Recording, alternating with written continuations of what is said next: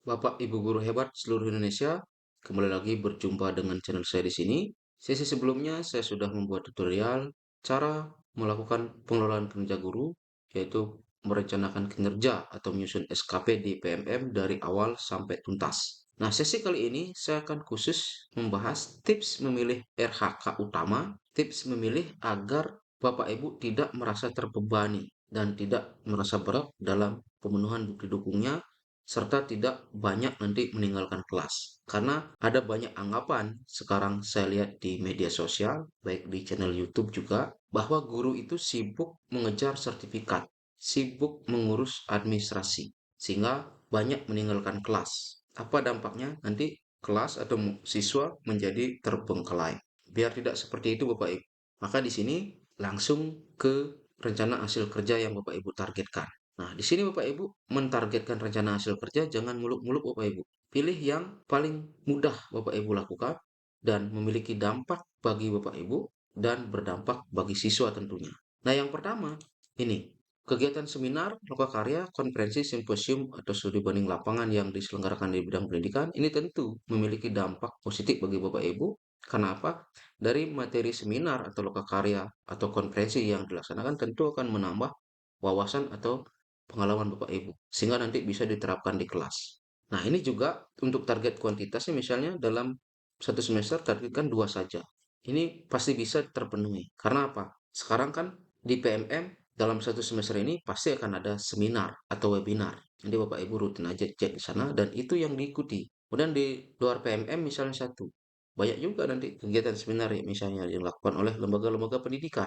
Bisa kegiatan seminar yang dilakukan oleh PGRI, oleh Dinas Pendidikan, oleh lembaga-lembaga pendidikan, semisal kampus, dinas pendidikan, ataupun sekolah.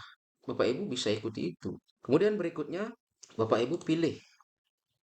Nah, Bapak Ibu pilih kalau untuk sebagai peserta berbagi praktik baik, kalau misalnya Bapak Ibu ada kombel di sekolahnya atau komunitas belajar, itu bisa diaktifkan Bapak Ibu sebagai peserta. Bisa juga kan dapat 4 poin untuk satu kegiatan. Dan sebagai peserta coaching atau mentoring pengembangan kompetensi oleh guru atau kepala sekolah, bisa juga.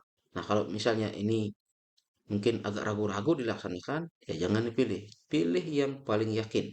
Yang paling yakin itu kalau menurut saya adalah ini. Meningkatnya kompetensi melalui peran sebagai partisipan observasi praktik pembelajaran yang meliputi persiapan, pelaksanaan, dan diskusi tindak lanjut bersama rekan sejawat. Satu observasi, Bapak Ibu sebagai pelaku atau objek yang diobservasi pada saat pembelajaran, dan begitu sebaliknya, bergiliran nanti Bapak Ibu sebagai pengamat. Maka ini dapat 8 poin. Bukti dukungnya apa? Laporan. Nah, ini kan tidak sampai meninggalkan kelas. Karena apa? Karena Bapak Ibu melaksanakan ini pada saat pembelajaran di kelas. Sehingga siswa tidak terbengkelai, bahkan bagus bagi siswa. Karena di sini nanti ada fokus perilaku yang Bapak Ibu targetkan untuk perbaikan pembelajaran di kelas. Nah, kalau misalnya Bapak Ibu tidak rencanakan ini, toh juga nanti di praktik pembelajaran Bapak Ibu akan melakukan. Cuma bedanya di praktik pembelajaran ini Bapak Ibu diobservasi oleh kepala sekolah. Cuma bedanya ini nanti dilakukan secara bergantian dengan rekan guru karena prosesnya sama. Kemudian bagaimana untuk laporannya?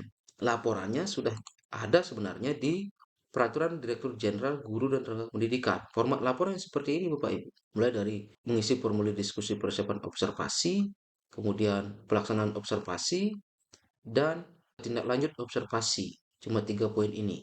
Kebetulan saya sudah selesai membuat draft laporannya. Nanti khusus untuk draft laporannya, nanti saya akan buatkan video khusus di video berikutnya. Jadi ini tidak sulit Bapak Ibu. Nah, ini misalnya Bapak Ibu kalau mau menargetkan dua, boleh. Nanti berarti Bapak Ibu akan secara bergantian dengan dua rekan guru yang lainnya. Tapi saya targetkan satu saja. Nah, kemudian yang berikutnya, biar tidak muluk-muluk, adalah ya sebagai peserta kegiatan pelatihan atau bimbingan teknis yang memperoleh sertifikat di bidang pendidikan, kebudayaan, riset, dan teknologi. Saya yakin di sebagian besar sekolah pasti dalam satu semester itu melakukan kegiatan pelatihan atau bimbingan teknis atau diklat lah kita sebut. Kenapa? Ini bisa dibiayai dari dana BOS. Kebetulan di sekolah kami sudah merencanakan di semester ini di bulan Februari akan ada kegiatan pelatihan yaitu penyusunan asesmen. Kalau misalnya Bapak Ibu tidak rencanakan ini, di RHK ini nanti sekolahnya menyelenggarakan, nanti kan akan terbuang percuma kegiatannya itu. Nah, catatan di sini adalah satu kegiatan berdurasi 2 sampai 3 hari setara 8 poin. Oke, kan ini sudah pasti akan terlaksana di sekolah kami, makanya saya targetkan ini. Kemudian berikutnya yang tidak muluk-muluk dan tidak sampai meninggalkan kelas adalah Bapak Ibu sebagai peserta pelatihan mandiri sesuai model kompetensi guru, kepala sekolah, dan atau pengawas sekolah. Sebagian besar dari Bapak Ibu pasti sudah melakukan ini, yaitu penyusunan aksi nyata di PME. Dan bahkan sudah banyak yang sampai sertifikat topiknya itu terbit. Kebetulan saya juga sudah pernah melakukan dan sudah dapat sertifikat di tahun 2023 kemarin. Maka di sini dalam satu semester saya akan merencanakan dua.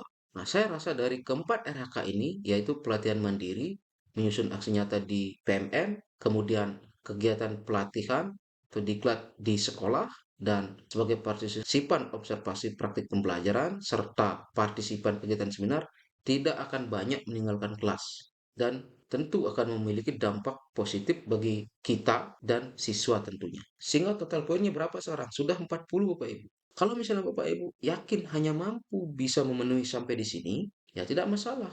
Kan sudah terpenuhi minimal 32 poin. Jangan sampai nanti Bapak Ibu beranggapan, wah saya akan 80 poin saja biar kelihatan paling bagus di sekolah. Hati-hati Bapak Ibu. Target 80, kalau nanti ternyata bukti dukungnya Bapak Ibu hanya bisa memenuhi 60 poin itu misalnya, berarti kan antara yang Bapak Ibu targetkan dengan realisasi kenyataannya kan tidak terpenuhi. Berarti itu sudah di bawah ekspektasi. Sehingga pilihlah walaupun poinnya misalnya 40, tapi ini bisa semuanya terpenuhi, itulah sudah terpenuhi ekspektasinya. Oke, jelas ya Bapak Ibu, biar tidak bingung atau ragu lagi dalam menyusun RHK utama ini.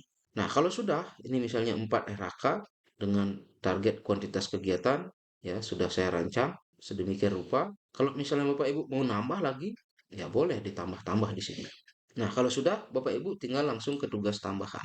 Nah, untuk tugas tambahan, kalau misalnya Bapak Ibu tidak memiliki tugas tambahan di sekolah, Bapak Ibu boleh lewat ini, karena ini sifatnya opsional. Tapi kalau Bapak Ibu memiliki tugas tambahan di sekolah, ya wajib di sini diisi. Kan nanti akan kelihatan di SK-nya.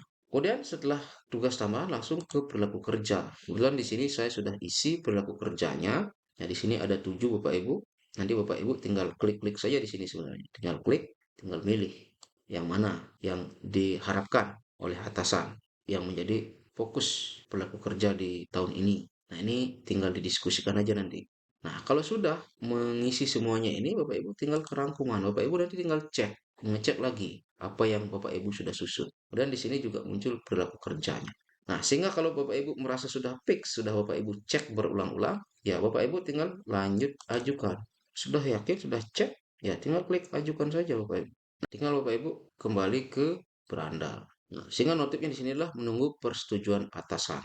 Nah, di sini sekarang kalau Bapak Ibu lihat rencana kerja, Bapak Ibu sudah tidak bisa lagi mengedit. Hanya Bapak Ibu bisa melihat-lihat saja. Kalau misalnya ternyata yang tadi Bapak Ibu ajukan itu salah, gimana?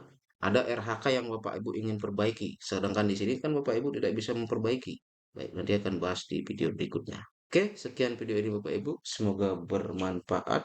Terima kasih.